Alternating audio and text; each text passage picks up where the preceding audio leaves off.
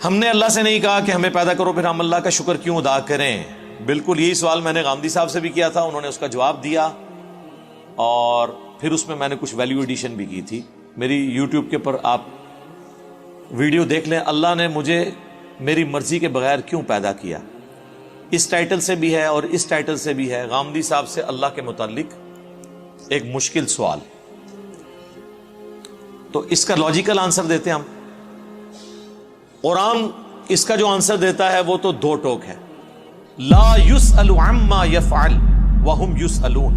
اللہ کو کوئی پوچھ نہیں سکتا کہ اللہ نے یہ کام کیوں کیا, وہ ہر ایک کو پوچھ سکتے ہیں کیونکہ وہ کریٹر ہے.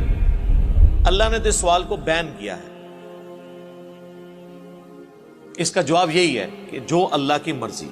اچھا اب آ جائیں لاجیکلی, چونکہ پورے قرآن کا ایک مقدمہ ہے نا, اللہ کا شکر میں کیوں ادا کروں. اس لیے میرے بھائی, آج بھی اگر آپ کو کوئی یہ آفر کرے, پہلے تو چھوڑ دیں کہ تم اپنی 50-60 سال کی زندگی میں بس یہ ایک موٹی موٹی چیزوں کا خیال رکھ لو, روزانہ 5 وقت کی نماز ہے, رزق حلال اور حرام میں فرق کرنا ہے, شریعت کی چند ایک پابندیاں ہیں, سیکس ڈسپلن ہے جس میں ہمارا ہی فائدہ ہے کہ ہم کوڑ کوڑ کے زندگی نہ گزاریں, ایک ہارمونی کے ساتھ زندگی گزاریں. تو پھر ہمیشہ کی زندگی تمہیں دوں گا جس میں تمہیں موت نہیں آئے گی, کوئی پریشانی نہیں آئے گی, کوئی بڑھاپا نہیں آئے گا, اور تمہاری مرضی کی زندگی ہوگی. یہاں تو تم 5 مرلے کے پلاٹ کی خاطر ذلیل ہوتے ہو, اور وہاں پہ سب سے آخر میں جو دوزخ سے نکال کے جنت میں جانے والا جنتی ہے, بخاری مسلم میں آیا, اسے بھی اس پلانٹ ارتھ سے 10 گنا بڑی جنت دی جائے گی. پلانٹ ارتھ جس کا صرف سرکمفرنس ہی 40,000 کلومیٹر ہے, یعنی آپ یہاں سے چلیں نا تو 40,000 کلومیٹر کے بعد آپ واپس یہاں پہنچتے ہیں.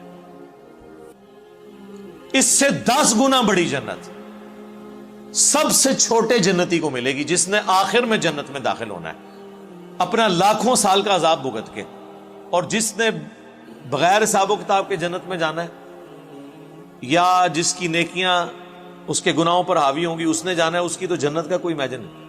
تو میرا خیال ہے دنیا میں کوئی انسان نہیں جو یہ آفر قبول نہ کرے, کیونکہ انسان کی دل میں جو اللہ نے شہوات کی اٹریکشن اور محبت رکھ دی ہے وہ اس کی متقاضی ہے کہ وہ اپنی اس ٹیسٹ کو ختم نہیں کرنا چاہتا.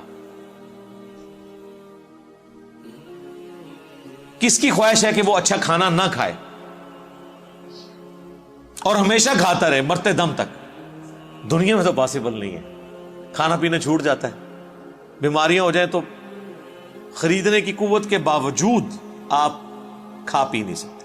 دنیا میں ارب پتی لوگ ہیں جو نمک مرچ والا کھانا بھی نہیں کھا سکتے, معدہ اجازت نہیں دیتا. اللہ نے سب کو بیلنس رکھا ہوا ہے, کسی کو ایک معاملے میں اوپر کیا تو دوسری طرف سے اس کی آواز نکال دی ہے. آپ کو میں پاکستان میں اس وقت امیر ترین لوگ کئی ایسے بتا سکتا ہوں جو پیمپر باندھتے ہیں, اور ان کی لوگ گاڑیوں کے اوپر, ان کے جہازوں کے اوپر, ان کی دولتوں پہ, ان کے پلاٹس پہ رش کر رہے ہوتے ہیں, لیکن وہ اپنا پیشاب نہیں روک سکتے. تو انسان کی کیا اوقات ہے؟ لیکن آخرت میں کچھ نہیں ہے, آخرت میں پیشاب ہے ہی نہیں. صحیح مسلم کا آپ جنت والا چیپٹر پڑھ لیں, اور مشکات شریف میں آپ کو 30 جلد میں جنت سے متعلق ساری احادیث بخاری, مسلم, ابو داؤد, ترمذی, نسائی, ابن ماجہ, باقی کتابوں سے ملیں گی کہ جنت میں خوشبودار ڈکار آئے گی اور کھانا ہضم. پیشاب کرنے کی جو تکلیف ہے نا, یہ بھی نہیں انسان کو اٹھانی پڑے گی, کیونکہ جنت میں تکلیفیں آئی نہیں ہیں. اور جنت میں آپ کا پیٹ کا بھرنا نہ بھرنا یہ آپ کی مرضی سے ہے. آپ لذت کے لیے کھائیں گے. دنیا میں تو آپ لذت والی چیز تھوڑی دیر کھائیں تو پھر پیٹ جواب دے جاتا ہے. نہیں, جنت کی کسی نعمت کو فنا نہیں ہے. آم توڑ کے کھائیں گے پھر آم دوبارہ اگ جائے گا اسی وقت ہی, کسی چیز نے ختم نہیں ہونا. اتنی بڑی بڑی نے. اور سب سے بڑی بات, کن فیکون جو اللہ کی کوالٹی ہے وہ کسی درجے میں اللہ تعالیٰ اپنی مخلوق کو اس حوالے سے دے دے گا کہ اس کی خواہشات کی تکمیل ہوگی جنت میں. جو خواہش کرے گا, جو سوچے گا اس کے سامنے آ جائے گا. یہ تو کوالٹی صرف اللہ کی ہے, لیکن انسان کو اللہ تعالیٰ یہ کوالٹی وہاں پہ دے دے گا. تو یہ کتنا سستا سودا ہے, چند سالوں کی زندگی دے کے ہمیشہ کی زندگی حاصل کر لینا. نہ ختم ہونے والی. تو اب مجھے بتائیں اس اللہ کا شکر ادا کرنے کا دل نہیں کرتا کہ جو اکیلا تھا, کسی کو نہ بھی پیدا کرتا, اسے کوئی پوچھ نہیں سکتا تھا, اس کا پہلا احسان کہ اس نے پیدا کیا, اس کے بعد ایک آفر رکھی, اتنی زبردست قسم کی آفر. ہونا تو چاہیے تھا 1 ارب سال کی زندگی کے لیے 1 کروڑ سال تو یہاں مشقت کروائی جاتی دنیا میں, لیکن اس نے چند سال کی مشقت مانگی, اور وہ بھی مشقت نہیں ہے, نارمل لائف ہے,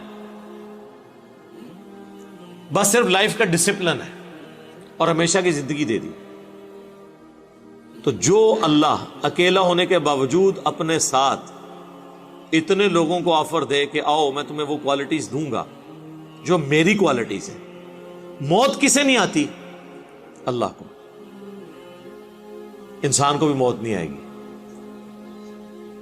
دیکھیں نا, یہ تھوڑی بات ہے, دنیا میں موت آنی ہے نا, جنت میں موت نہیں ہے.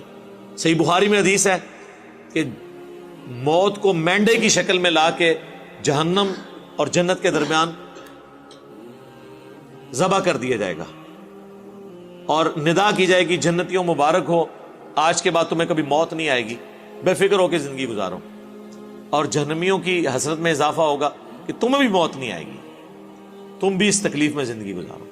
اللہم لا تجعلنا منہم, اللہم اجرنا من النار, ربنا اصرف عنا عذاب جہنم ان عذابها کان غراما. آمین.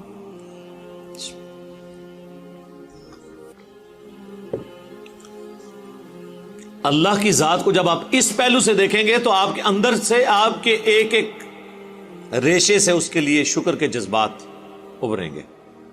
ہم تو اپنے ساتھ اپنی اس دولت میں جو اللہ نے ہمیں دیا کسی کو شریک کرنے کے لیے تیار نہیں ہے, اور اللہ تعالی اپنی خدائی صفات کے اندر آپ کو آپشن دے رہا ہے کہ آپ کو بھی موت نہیں آئے گی, آپ کو بھی ہر وہ چیز ملے گی جس کی آپ خواہش کریں گے,